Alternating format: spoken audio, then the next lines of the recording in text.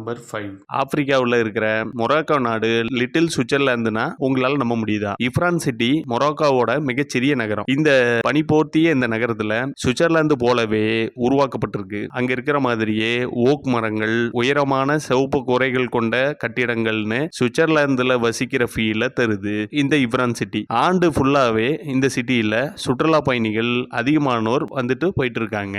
சுவிட்சர்லாந்துக்கு பதிலா இந்த சிட்டிக்கு போவீங்களாங்கிறத கீழே கமெண்ட்ல சொல்லுங்க.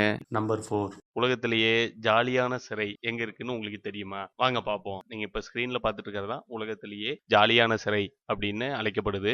இந்த சிறை வந்து நார்வே நாட்டுல இருக்கு. இந்த சிறையோட பேர் வந்து ஹால்டன். உலகிலேயே மனிதநேயமிக்க சிறை அப்படின்னு இதை அழைக்கிறாங்க. ஏன்னு கேட்டீங்கன்னா இங்க இருக்கிற கைதிகள் வந்து சாதாரண வாழ்க்கையில இருக்கிறது போலவே சமைக்கிறது, கல்வி கற்கிறது, வேலை செய்யறது அப்படின்னு சாதாரண வாழ்க்கையை போலவே இங்க கைதிகள் வந்து நடத்தப்படுறாங்க. கூடவே சிறை தண்டனையும் அனுபவிக்கிறாங்க.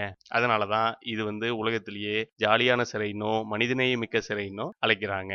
நம்பர் 3 நிறைய பேரு பணம் மற்றும் தங்கத்தை சேமிச்சு பார்த்திருப்போம். ஜெர்மனி நாட்டுக்காரங்க பலர் மரம் வாங்குறாங்க. அதாவது 400 முதல் 500 வருடங்கள் பழமையான ஆலிவ் மரங்களை ஸ்பெயின் போன்ற நாடுகள்ல இருந்து வாங்கி வந்து தங்களோட தோட்டத்துல அதை நட்டு பராமரிக்கிறாங்க. இந்த பழமையான மரங்களை பெரும் சொத்தா கருதுறாங்க. அதனால இதை பச்சை தங்கம்னு அழைக்கிறாங்க. எல்லா மரங்களையும் எல்லா நாட்டுக்காரங்களும் சொத்தா கருதுனாங்கன்னா டீஃபாரஸ்டேஷனுங்கிற விஷயமே இருக்காது. இந்த மரம் சேமிப்பை பத்தி நீங்க என்ன நினைக்கிறீங்க கீழே கமெண்ட் பண்ணுங்க. நம்பர் 2 நீங்க இப்ப ஸ்கிரீன்ல பார்த்துட்டு இருக்கிறது தான் டெட் சி அப்படின்னு அழைக்கப்படுற உப்பு கடல். இந்த கடல் வந்து மேற்கு ஆசியாவில் ஜோர்டன் நாட்டுக்கும் இஸ்ரேல் நாட்டுக்கும் இடையில அமைஞ்சிருக்கு.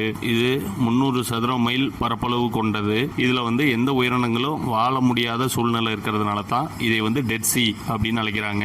இது வந்து மற்ற கடல்களை விட இந்த கடல்ல 6 முதல் 8 மடங்கு உப்புத்தன்மை அதிகமா இருக்கு. இந்த உப்புத்தன்மை அதிகமா இருக்கிறது காரணத்தினாலேயே இந்த கடல்ல குளிப்பவர்கள் மூழ்காம மிதக்கிறாங்க. இப்படி சில சிறப்புகள் பெற்ற இந்த கடல் மாறி வரும் சுற்றுச்சூழல் காரணமா குட்டை மாதிரி சுருங்கிக்கிட்டே வருது அப்படின்னு விஞ்ஞானிகள் ஆராய்ச்சியில கண்டுபிடிச்சிருக்காங்க.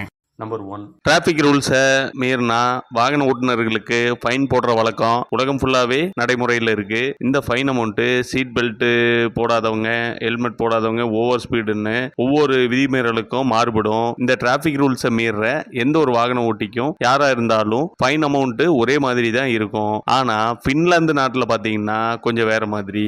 அந்த நாட்டில் டிராபிக் ரூல்ஸை மீறின வாகன ஓட்டிகளுக்கு அவங்களோட மந்த்லி இன்கம், அதாவது மாத வருமானத்தோட அடிப்படையில தான் ஃபைனை விதிக்கிறாங்க. இந்த ரூல்ஸ் நம்ம நாட்டில் வந்தா எப்படி இருக்கும்னு கமெண்ட்ல சொல்லுங்க. தகவல் மேலும் பழக சப்ஸ்கிரைப் பண்ணுங்க.